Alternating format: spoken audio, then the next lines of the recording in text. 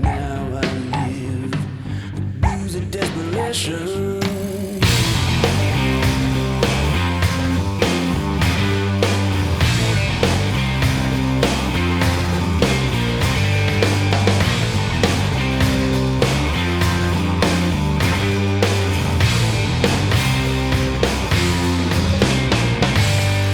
This record's been different for me in the sense that it's the first record since I started making solo records I didn't use a Marshall amp. I used all Tweed Fender amps and forced myself to get the same sounds that I've always heard and always delivered through other means, you know? And I plugged basically straight into the amps and used these and different tools to get different sounds. The blues of desperation.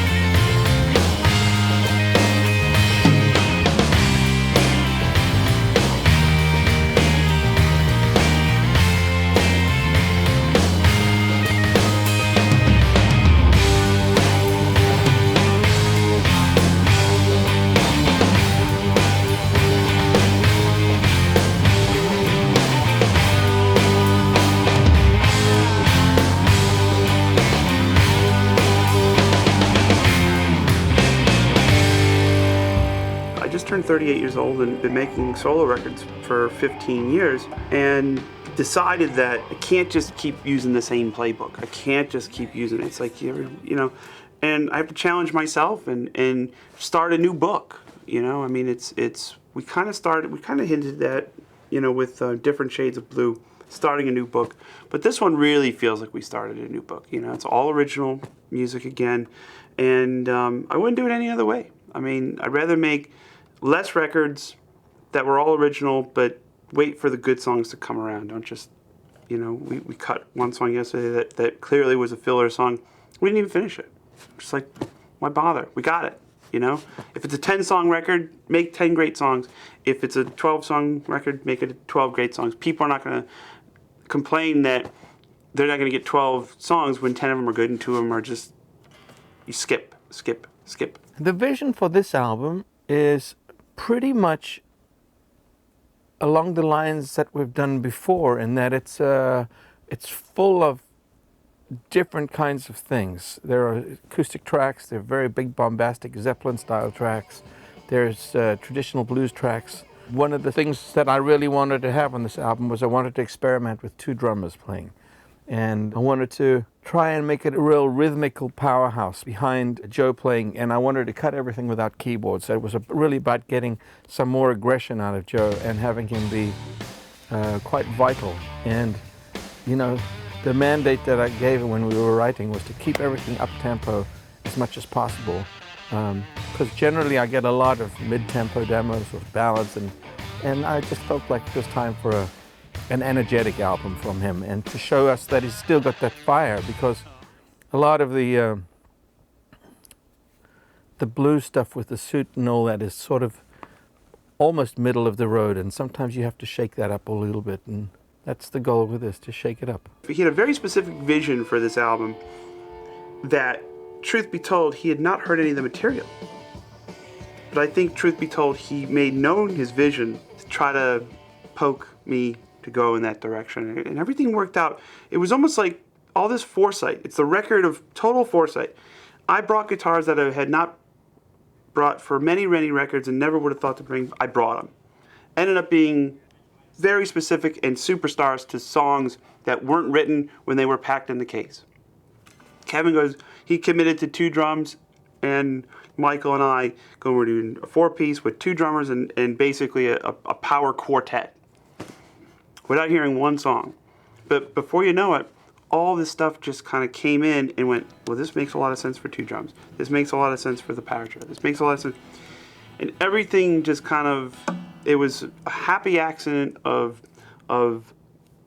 converging instruments, layouts, band members, studio, producer. Everything worked out on this one. And I've been in the opposite, I've been told in the opposite situation where it didn't work out. And you're looking at each other going, what are we going to do here? It was tough.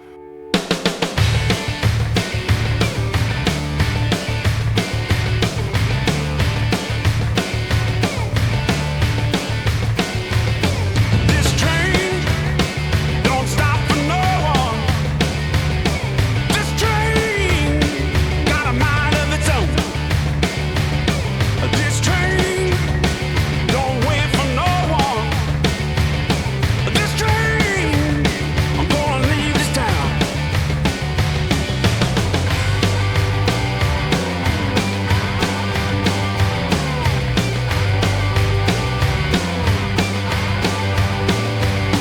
This train. Perfect. Unbelievably awesomely. What a band. I mean Anton Fig, Michael Rhodes, Greg Morrow. We did 2 or 3 days of just 4-piece, 2 drums and Michael Rhodes on bass and myself.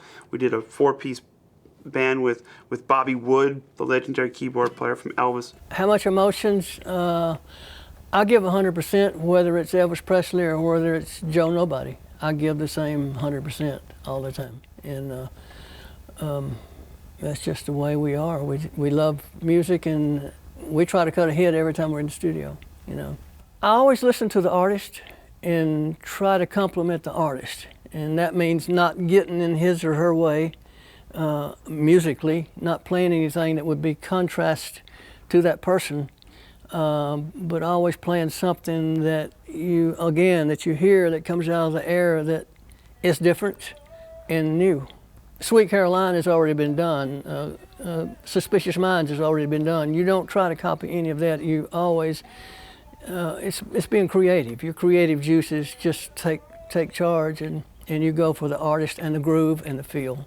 You have to be intuitive to be in a recording setting of any type. You've been here these 3 days. You see us in the control room listening to the song, maybe the work tape, maybe 1.5 times, and scribbling down some notes, and we walk out on the floor and start playing it. That's instinctive. I mean, you coalesce your ideas that quickly in this setting. Joe is a great talent, and I'm just in awe of being here. Anton Fig, Michael Rhodes, and myself, we did a couple of 3-piece days, which were a blast. Really, we got to stretch out. And we did, a day with the core band that we're taking on the road this year is Reese Winans, Anton Fig, Michael Rhodes, and myself. Joe is very great to work with. He comes in the studio, he's very well prepared, and he knows exactly what he's going to do on the guitar, on the vocal. He wrote or co-wrote all of the songs, and so he has a very clear idea of what he's going to do. And Kevin is, of course, a world-famous producer. And Kevin plays the songs, and he kind of gives me a guideline, like that blues song I was telling you about yesterday. He says, well, I don't want it to sound like this blues song we did on the last record, so let's make it a little different sounding than that. We'll use a different keyboard. And then, so they give me direction, and then I make something up to go with that. So it was just one of these kind of, I want to say, great weeks of each day being a total surprise in how it turned out. Because on paper, everybody collectively, when Kevin suggested 2 drums at the same time, I was like, man, it's just probably going to sound like one big cacophony of cymbals and crash, boom, and bang. But those 2 drummers worked so well together with such a mutual musical respect that you couldn't really write it in words. I mean, it was like it's been a really special album to me.